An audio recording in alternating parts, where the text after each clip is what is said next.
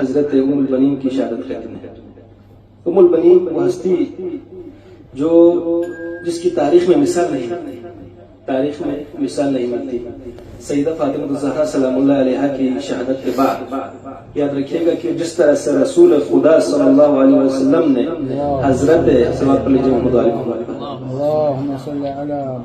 حضرت خدیجہ سلام اللہ علیہا کی موجودگی میں دوسری شادی نہیں کی۔ کیوں؟ حضرت خدیجہ کی عظمت اتنی بلند تھی، حضرت خدیجہ نے قربانیاں اتنی تھی کہ رسول خدا نے جب تک حضرت خدیجہ حیات رہی دوسری شادی نہیں کی۔ جب حضرت خدیجہ کا انتقال ہوا اس کے بعد رسول خدا نے 10 شادیاں کی۔ اسی طرح سے امیر المومنین علی بن ابی طالب علیہ السلام نے جب تک فاطمہ الزہرا سلام اللہ علیہا زندہ رہی تب تک علی نے کوئی دوسری شادی نہیں کی۔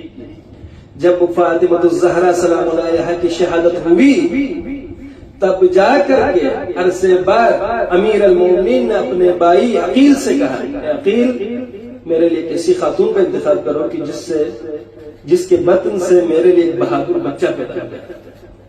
حضرت عقیل نے تمام عرب کے قبائل کا شناسی رکھنا، معلومات رکھنا کوئی ایک علم ہی ہے، کوئی عام سی بات نہیں ہے۔ اس کو کہتے ہیں علم الانساب، وہ علم جو نسبوں کے بارے میں، انساب کے بارے میں۔ عقیل ایک شخص کو سامنے سے آتا وہ دیکھتا تھا، اس کے چہرہ دیکھ کر کے عقیل کہتا تھا یہ فلاں نسل سے ہے، یہ فلاں قبیلے سے ہے، فلاں باپ کا ہے، اس کے باپ وہ ہے، اس کے نسل وہ ہے، یہ اس قبیلے سے تعلق رکھنے والا ہے۔ عقیل کے پاس یہ علم ہوتا ہے۔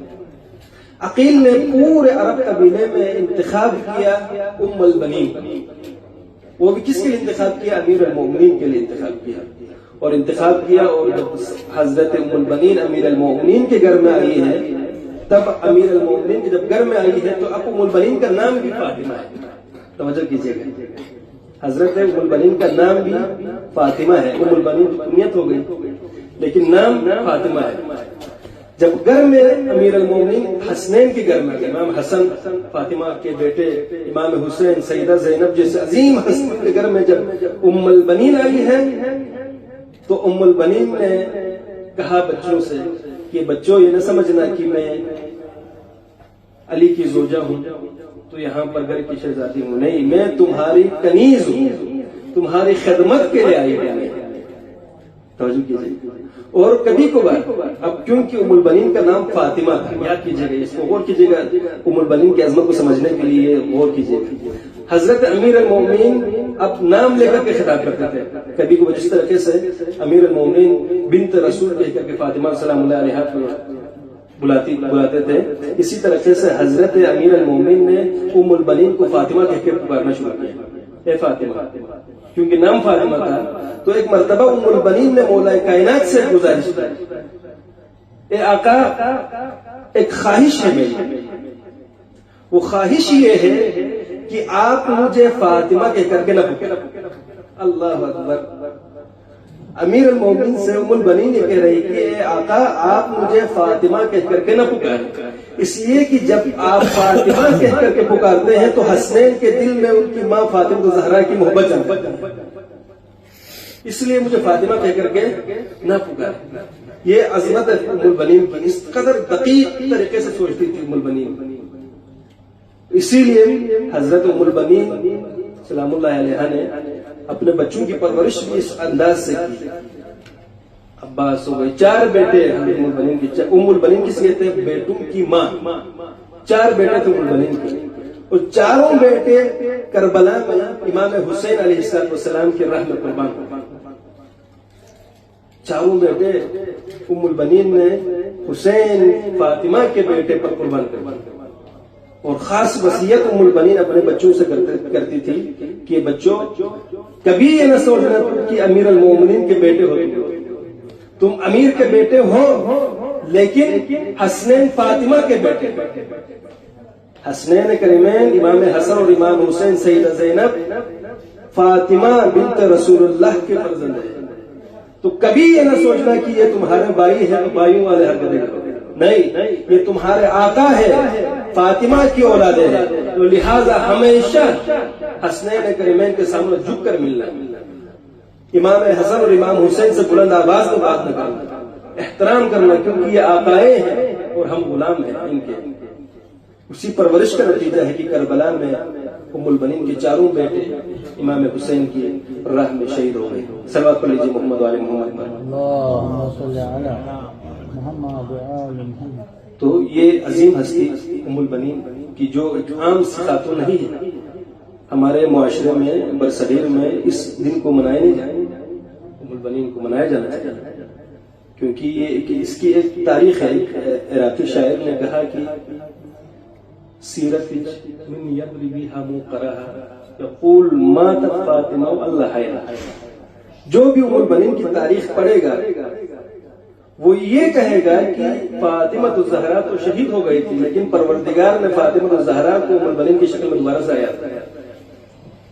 ایک پاکستان کے ایک شاعر نے کہا ایثار و وفا دیکھ کے یہ کون کہے گا، ایثار و وفا دیکھ کے یہ کون کہے گا، شبیر کی ماں اور ہے عباس کی ماں اور. یعنی عباس اور شبیر کو دیکھنے کے بعد کوئی یہ نہیں کہہ سکتا کہ ان دونوں کی ماں الگ، ورنہ ماں کے الگ ہونے کا اثر بڑا پڑتا ہے. دو بچے ہو باپ ایک ہو ماں الگ، دو بچے باپ ایک ہو ماں الگ ہو تو ماں کا اثر پڑتا ہے، کسی نہ کسی طریقے سے پڑتا ہے. ماں کے آثار بچوں کے اوپر بہت زیادہ مرتب ہوتے ہیں. لیکن عباس کی تاریخ آپ کھنگال کر دیکھیے تو کوئی بھی تاریخ لکھنے والا اس فرق کو محسوس نہیں کرتا. شبیر کی ماں فاطمہ الزہرا اور عباس کی ماں ام البنین، اس قدر اس انداز سے ام البنین نے بچوں کی پرورش کی. اور کربلا میں امام حسین علیہ السلام پر ان چاروں بیٹوں نے اپنی قربانی پیش کی. مقتل کی کتابوں میں ہے کہ جب یہ اسیران کربلا کوفہ و شام کے بازاروں سے گزر کر شام کے بازار میں پہنچی اور شام کے زندان سے یزید ملعون نے جب دیکھا کہ کوہرام مچ گیا ہے شام میں، اب اگر ان قیدیوں کو قید کر کے رکھا جائے تو انقلاب برپا ہو جائے گا، تو یزید نے کہا کہ ان کو آزاد کر دیں. قیدیوں کو آزاد کر دیں. میں مصیبت کے دو جملے سن لیجیے گا بس. یزید نے جب کہا کہ ان کو رہا کر دو اور رہائی مل گئی، جو شرائط ہے وہ مصائب کے جملے شام کی جو شرائط سیدہ زینب نے رکھے وہ اپنی جگہ پر رہائی ملی. اور ایک شرط جو سیدہ زینب نے پیش کی تھی امام سجاد سے، سجاد بیٹے ان سے کہو کہ ہمارے ساتھ مدینہ تک ایسے شخص کو منتخب کرے جو ہمیں راہ دکھائے، راستہ دکھا کر ہمیں مدینہ تک پہنچائے. تو شاعر گزرے ہیں، وہ شاعر بھی تھے اور شیعہ بھی ہے، بشیر ابن جزلم، اس کا انتخاب کیا اور بشیر کو ائمہ ان اسیران کربلا کے ساتھ بھیج دیا. یہ اسیران کربلا کی زیارتیں کرنے کے بعد واپس مدینے پہنچنے والے تھے. مدینے کے باہر سید السجاد نے بشیر سے کہا ہے بشیر جاؤ اور مدینے میں صدا دو کہ اب عبداللہ الحسین کے جو اسیران ہیں وہ واپس مدینے میں پہنچ گئے ہیں. بڑا قیامت کا منظر ہے وہ منظر جب یہ اسیران لوٹ کر کے مدینے پہنچے ہیں. کیونکہ جب مدینے سے نکلے تھے تو بچے ساتھ میں تھے، امام حسین تھے، عباس تھے، لیکن جب واپس مدینے پہنچے ہیں تو ان میں سے کوئی بھی نہیں.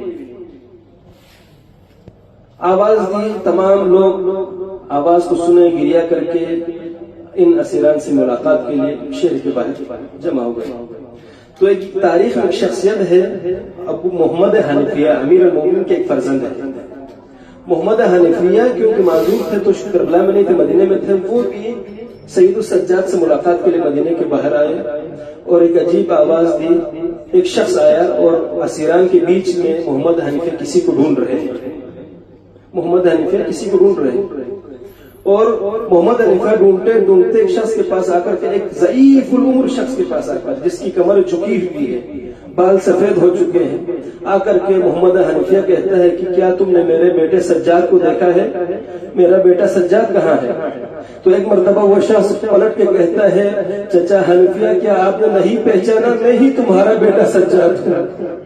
ارے محمد حنیفہ نے کہا یہ بیٹے یہ حالت کیسے ہو گئی ہے؟ ابھی تو تم بچے تھے، یہ حالت کیسے ہو گئی؟ تو یقیناً سید السجاد نے کہا ہوگا چچا جان الشام الشام الشام، شام کے بازاروں نے مجھ سجاد کو بوڑھا کر دیا.